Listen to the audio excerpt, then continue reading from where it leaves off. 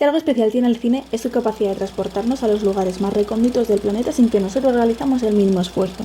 Mediante este viaje inmóvil podemos disfrutar desde las playas paradisíacas del Caribe hasta un pequeño pueblo francés.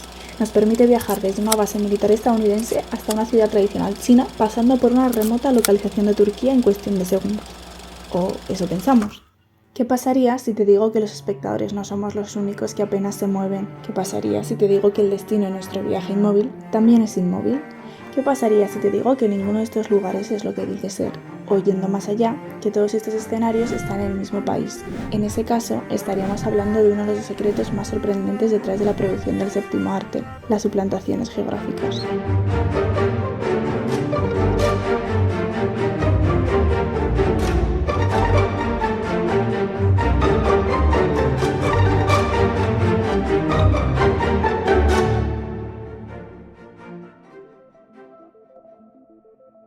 En el cine, realizar una suplantación geográfica consiste en transmitir las características de un territorio utilizando otro que se considera lo suficientemente parecido. La idea de suplantar es prácticamente tan antigua como los medios audiovisuales. Al fin y al cabo, estos se han apoyado en los trucos, las atracciones y las ilusiones desde sus comienzos. A lo largo de la historia del cine encontramos suplantaciones de sonido, de actores e incluso de acciones, con lo cual no es de extrañar que podamos encontrar este proceso para los escenarios. En los inicios del cine, el fondo era estrictamente un decorado teatral más. En ocasiones eran fotografías que reflejaban el ambiente de la historia, otras veces el fondo era solo negro. Con el tiempo se empezaron a hacer decorados físicos de carácter semipermanente, que eran fáciles de remodelar y reutilizar. Cuando los estudios mejoraron su situación financiera, se dedicaron a construir enormes platós en los que grabar sus largometrajes. Aún así, todavía solían recurrir a reutilizar escenas de otras películas para mostrar localizaciones de difícil acceso. Todas estas estrategias demuestran que la idea de mostrar un lugar haciéndolo pasar por otro distinto ha existido desde siempre. De todas formas, el concepto de suplantaciones en sí es diferente por dos motivos. En primer lugar, las suplantaciones no representan lugares imaginarios que son lugares irreales a los que no se puede ir a grabar porque no existen. Estas están relacionadas con lugares que sí existen en la realidad geográfica, aunque lo que vemos no es un lugar verdadero en sí. En segundo lugar, las suplantaciones utilizan las características geográficas ya presentes en el escenario con el fin de representar otro. Esto quiere decir que cuando se construye un set para representar idénticamente otra localización, técnicamente estaríamos hablando de una recreación. Ambos términos son fáciles de confundir porque la estrategia más común es usarlos complementándose entre sí. Las suplantaciones presentan numerosos problemas a nivel logístico, artístico e incluso filosófico, con lo cual no sería más sencillo grabar en los lugares verdaderos. La realidad es que los escenarios reales pueden llegar a ser más complicados que su propia suplantación por diversos motivos. En ocasiones simplemente se prescinde de la localización real porque un estudio, un plato o una localización conocida son mucho más favorecedoras a nivel logístico. También ciertas condiciones físicas como la topografía, la meteorología o las horas de luz solar de un lugar pueden hacer que grabar en él sea demasiado complicado. Otras veces son las características humanas las que dificultan la grabación, ya sea por falta de servicios e infraestructuras o por una excesiva actividad humana. También la producción en lugares verdaderos implica un coste económico, como desplazar equipo, personal, materiales y demás necesidades que no todas las productoras pueden o quieren asumir. Por otra parte, existen lugares en los que es difícil grabar por motivos políticos, ya sea por unas complicadas relaciones internacionales o porque estos sean espacios protegidos. Un importante caso de estas características es la película 55 días en Pekín. El largometraje, ambientado en China, pero de producción estadounidense, no pudo grabarse en el país asiático por la difícil relación entre ambas naciones. La solución fue trasladar el rodaje a la localidad madrileña de Las Rozas, donde se construyeron varios sets para recrear Pekín. 55 días en Pekín es obra del productor Samuel Bronston. Sus 3 títulos principales serían ejemplo de Ronaby Productions, producciones realizadas fuera de Estados Unidos por motivos económicos, con la idea de ser distribuidas principalmente de forma doméstica. Detrás de ellas vinieron numerosas películas de temática bélico-histórica, con suplantaciones rodadas en España. Entre ellas destaca Battle of Britain. En su caso, el motivo de la suplantación fue estrictamente de producción. En España, encontramos que el género western ha ocupado diferentes ciudades. Se tiende a pensar en la famosa Almería como escenario, pero Madrid también ha servido de escenario para numerosas producciones. El desierto de Tabernas de Almería, de más de 280 kilómetros de extensión, se utilizó para rodar la trilogía de Por un puñado de dólares. Por otro lado, en la capital se han rodado más de 200 westerns, superando así a la provincia andaluza. En concreto, Colmenar Viejo es el lugar en el que más westerns se han rodado. Para ilustrar tanto las posibilidades como las dificultades que derivan de realizar suplantaciones geográficas en el cine, hemos decidido utilizar dos casos de estudio, Doctor Zhivago y Palmeras en la nieve. Ambas películas están unidas por pertenecer al género histórico y por ser superproducciones, pero son sus diferencias las que las hacen interesantes para ser analizadas. Por un lado, las películas están separadas por 50 años de historia del cine, con lo cual los medios que tenían para llevar a cabo la suplantación eran muy diferentes. Por otro lado, las películas representan lugares casi opuestos, demostrando la versatilidad de suplantar. Además, una es de origen estadounidense, mientras que la otra es española. Estas diferencias en tiempo y en espacio demuestran que el concepto de suplantación es universal y se adapta a diferentes contextos. Más allá del contexto, ambas películas representan diferentes motivos y formas de ejecutar una suplantación. La de Doctor Zhivago es de motivación política, mientras que la de Palmeras en la nieve fue económica. Esta última es uno de los grandes ejemplos sobre cómo la suplantación puede convivir con la idea de recreación, tanto física como digital, mientras que Doctor Zhivago representaría la suplantación de corte tradicional, con recreaciones más puntuales.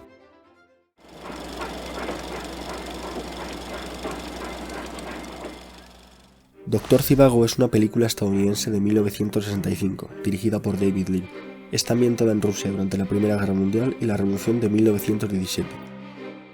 Está basada en una novela prohibida en la Unión Soviética, escrita por Boris Pasternak, lo que hizo que la película no se pudiera rodar allí. Tras descartar Finlandia por sus temperaturas extremas y Yugoslavia por su falta de infraestructuras, se decidió finalmente rodar la película en España, más concretamente entre Madrid y Soria. Pese a que España era conocida entre los productores por su buen clima, esta película presenta la cara más fría del país, concretamente Soria. Esta contaba con unos paisajes similares a las estepas y bosques siberianos en invierno, haciéndola una gran candidata para emular dichas tierras. Por otra parte, España contaba con unas infraestructuras que le venían muy bien al rodaje, como los trenes a vapor situados en las estaciones sorianas o los estudios de la CEA en Madrid. Además, los costes de producción de la España franquista eran mucho más bajos que los de Estados Unidos o que incluso la URSS. Finalmente, también ayudó mucho la experiencia previa vivida con la película Lawrence de Arabia, que se rodó íntegramente en Almería y fue todo un éxito. En Soria, el rodaje se centró principalmente en pueblos, pinares, estepas y estaciones de tren.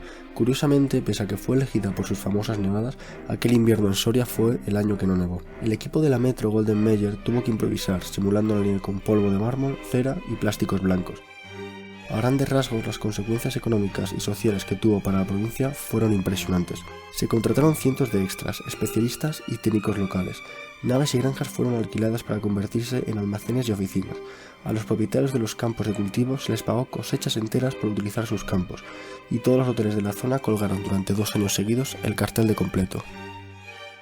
En Madrid, Moscú se localizó en la CEA, la antigua estación de tren de Pirámides y en el barrio obrero de Canillas. Es en una de las escenas que transcurren en este lugar cuando ocurrió una de las anécdotas más emblemáticas de este falso Moscú. Los extras que interpretaban a los obreros rusos cantaron a pleno pulmón la Internacional, con lo cual numerosas fuerzas urbanas se presentaron en la zona para exigir los datos de los extras. Este rodaje trajo unas grandes consecuencias para sus localizaciones, ya no solo económicas, sino sociales. En ellas se siguen haciendo conmemoraciones del rodaje cada ciertos años. Además, en Soria transcurre entre sus pueblos, pinares y antiguas estaciones de tren la llamada Ruta de Doctor Zhivago, que atraviesa los lugares más relevantes del rodaje.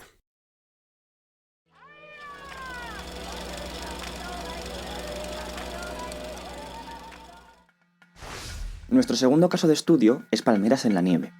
La cinta nos traslada al pasado colonial de Guinea Ecuatorial para mostrarnos la complicada historia de amor entre un español y una guineana. Con 10 millones de euros de presupuesto y 2.200 extras, Palmeras en la nieve es considerada una superproducción moderna del cine español. Pese a que la trama tiene lugar en Bioko, la localización verdadera quedó descartada desde un inicio por la situación política del país. De este modo, los productores buscaron un lugar alternativo con los cacautales, playas y junglas necesarias para la ambientación. Barajaron Senegal, Zambia y Sudáfrica, pero finalmente se decidieron por Colombia. El aislamiento de la remota localización colombiana fue un arma de doble filo. Por un lado, el poco turismo hacía que la zona no estuviera tan afectada por la actividad humana. Por otro, el acceso al lugar era muy complicado. De la misma manera, la película usó las localidades oscenses de Bielsa y Benasque para dar vida a Paso Lovino, un pueblo ficticio de Huesca. Esta localización requería que el Pirineo estuviera nevado. Por eso, el equipo tuvo que esperar a finales de enero para grabarla, y programó el resto de la producción en base a ello. Sin embargo, el grueso de la película se rodó en Canarias, más concretamente en la isla de Gran Canaria. Los productores de la película, que además son canarios, comentaban que el entorno iba a favor de la historia y que era controlable. Por una parte, Gran Canaria cuenta con algunos paisajes que pueden recordar a los de la isla de Bioko. Por otro lado, Canarias está en la Unión Europea, así que el traslado de decorados, equipos y grandes masas de extras es mucho más sencillo que en otras opciones africanas. Además, las islas ofrecen un incentivo fiscal del 38% para los rodajes fílmicos, algo clave para que esta superproducción millonaria saliera adelante. Palmeras en la nieve es un buen ejemplo de cómo las suplantaciones y las recreaciones suelen ir de la mano en el cine actual. La recreación física destacó por la creación de 7 edificios que le dieron vida a la finca de San Paca. Por su parte, los elementos digitales se incluyeron en unos 500 planos. Podríamos decir que en Palmeras en la nieve, el espectador entra en un baile temporal y geográfico por la narrativa de la película. De alguna forma, ese baile está también reflejado en la producción de la cinta, a caballo entre 3 continentes diferentes. Además, nos presenta un uso de las recreaciones físicas asociado a necesidades narrativas de la película, mientras que las recreaciones digitales se usan estrictamente para la ambientación. Todo esto queda perfectamente integrado con las playas del Caribe colombiano y los bosques de Laurisilva canarios para dar lugar a una de las suplantaciones más elaboradas del cine español moderno. Durante este vídeo hemos comentado tanto el porqué como el cómo de las suplantaciones, pero ¿tienen alguna consecuencia? Por un lado, dan trabajo a la población de la zona, tanto durante la producción como después mediante el impacto turístico. Por otro, los avances tecnológicos han hecho que la tarea de suplantar sea una opción muy asequible, ya sea de forma física o digital. En general, suplantar tiende a ser más cómodo porque facilita la logística de una producción audiovisual, la cual suele ser muy compleja ya de por sí. De todas formas, existe otra consecuencia que tiende a olvidarse, y es la conexión que queda entre el lugar que suplanta y el lugar suplantado. La RAE define suplantar como falsificar un escrito con palabras o cláusulas que alteren el sentido que antes tenía.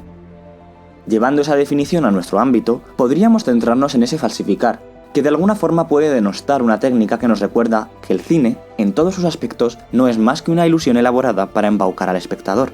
Sin embargo, deberíamos ir un paso más allá, concretamente al final de dicha definición. De primeras, no cabe duda de que lugares suplantados como Moscú o Malabo siguen siendo Moscú y Malabo después de su suplantación, pero la definición revela un matiz importante: el sentido. Puede que físicamente los lugares suplantados permanezcan igual, pero en un sentido simbólico, cultural o cognitivo ya no son los mismos. Para cualquiera de los miles o millones de espectadores de estas películas, consciente o inconscientemente, Soria será Moscú y Gran Canaria será Bioko. A través de su magia, el cine traspasa fronteras físicas e ideológicas. Es capaz de representar el mundo comunista a través de un territorio capitalista, de recrear una colonia con imágenes de su metrópoli. De alguna manera, las suplantaciones reconcilian naturalezas aparentemente rivales. Ideas que una vez fueron opuestas se presentan de forma superpuesta. Las suplantaciones nos recuerdan que no somos tan diferentes los unos de los otros, que es más lo que nos une que lo que nos separa, aunque estos sean miles de kilómetros. Y que, aunque digamos que en el cine nada es lo que parece ser, la ficción siempre formará parte de la realidad.